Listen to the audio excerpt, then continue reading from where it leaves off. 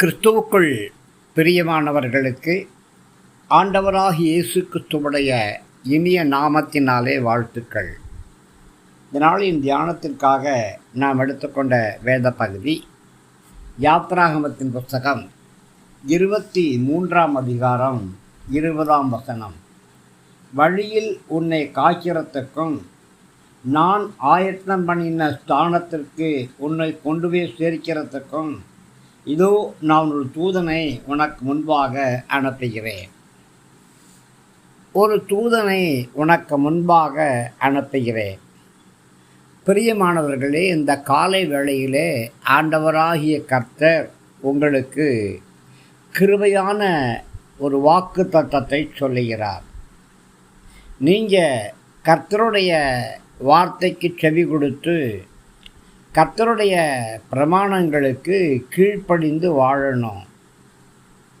கர்த்தருக்கு பிரியமானவர்களாக பரிசுத்தமுள்ளவர்களாக ஜீவிக்கணும்.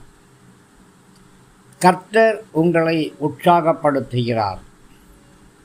நான் ஒரு தூதனை உனக்கு முன்னே அனுப்புகிறேன் என்றும்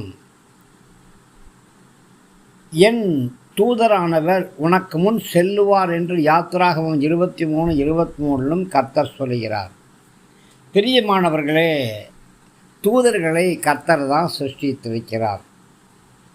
கர்த்தருடைய தூதர்கள் அவருடைய சித்தத்தின்படியாக கிரியை செய்யக்கூடியவர்களாக இருக்கிறாங்க.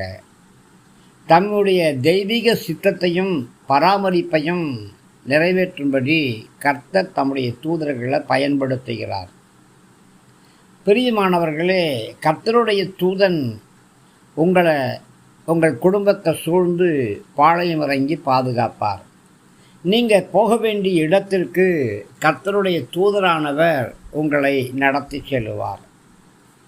நீங்கள் போகிற வழியிலே உங்களுக்கு எந்த ஒரு தீமைகள் நேரிடாதபடி பகல்லே பறைக்கிற அம்பு, இருளில் நடமாடக்கூடிய கொள்ளை நோய், இரவின் பயங்கரம், மத்தியானத்திலே பாழாக்கூடிய சங்காரம், வேடனுடைய கண்ணி, இவைகள் உங்களை சேதப்படுத்தாதபடி தேவ தூதர்கள் உங்களை சூழ பாளையம் இறங்கி பாதுகாத்து வழிநடத்துவார்கள்.